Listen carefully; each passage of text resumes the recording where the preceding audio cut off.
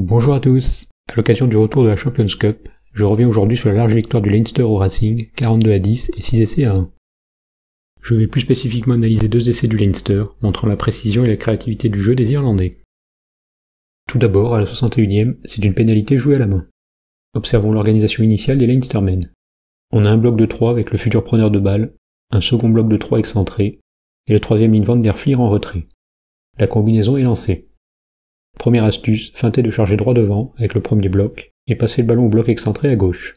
Le troisième ligne centre Doris est servi. On note que ce sont les deux piliers porteurs et Ala Alatoa qui sont à son soutien. Parfait pour faire croire à du défi d'avant, tout en masquant Van der Flier dans l'alignement de son pilier gauche. Le troisième ligne est servi. Loré, freiné par la course du pilier droit, prend Van der Flier lancé à pleine vitesse, subit logiquement l'impact et rate son plaquage sur le meilleur joueur du monde 2022. Il marque en allongeant le bras un essai tout en intelligence. En revenant un peu en arrière, on pourrait redire sur la course du 3 irlandais qui percute Niakane, faisant ainsi écran. Pour autant, on voit bien que le pilier remplaçant du Racing se fait aspirer par la course de Doris. L'écran du 3 est donc sans incidence pour la suite. Avant de passer à l'analyse d'un second essai, pensez à vous abonner à la chaîne, à cliquer sur la cloche pour ne rien rater des prochains contenus et à mettre un petit pouce bleu. C'est très important pour mettre en valeur la chaîne aux yeux de l'algorithme de YouTube. N'hésitez pas non plus à écrire un petit commentaire. Comme promis, retour sur un autre essai ultra bien construit du Leinster à la 37e minute. Tout part d'une touche, lancée Sheehan. On a 6 joueurs dans chaque alignement. Première observation, le 9 irlandais Gibson Park, relayeur sur cette touche, s'écarte de la zone. Ça aura son importance pour la suite. Son vis-à-vis Le Garec couvre quant à lui logiquement une éventuelle combinaison dans la zone des 5 mètres. Juste avant le lancer, on voit Van der Flier sortir de l'alignement pour converger derrière le premier bloc de saut. Suite au lancer sur ce même bloc de saut, les 3 et 5 irlandais viennent en renfort, faisant miroiter un ballon porté. On a alors une supériorité numérique défensive, avec 5 Irlandais dans le molle contre seulement 3 Racingmen. La présence de Van der Flier est compensée par celle de Le Garec, contraint de maintenir sa couverture petit côté. On reste donc à plus de joueurs pour le Racing.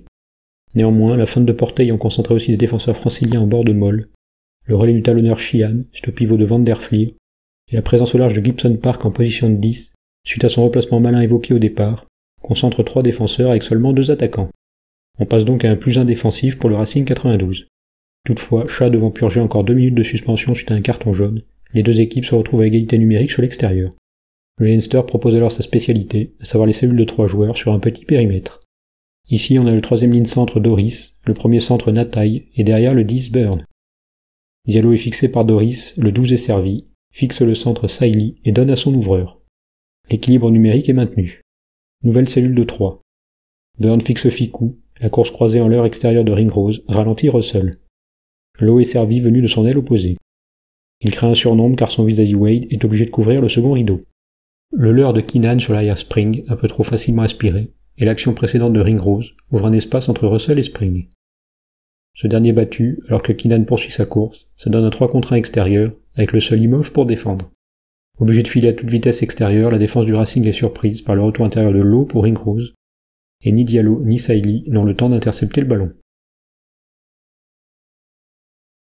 Petit retour en arrière pour noter le travail de Ringrose, dont le leurre lui permet de devancer son ailier au départ et compenser ainsi le surplus de vitesse de celui-ci, pour basculer immédiatement en position de soutien proche. Cet essai est magnifique. Merci à tous d'avoir regardé cette vidéo, j'espère qu'elle vous a plu. N'hésitez pas à me donner votre avis sur cette première journée de Champions Cup dans les commentaires. À bientôt.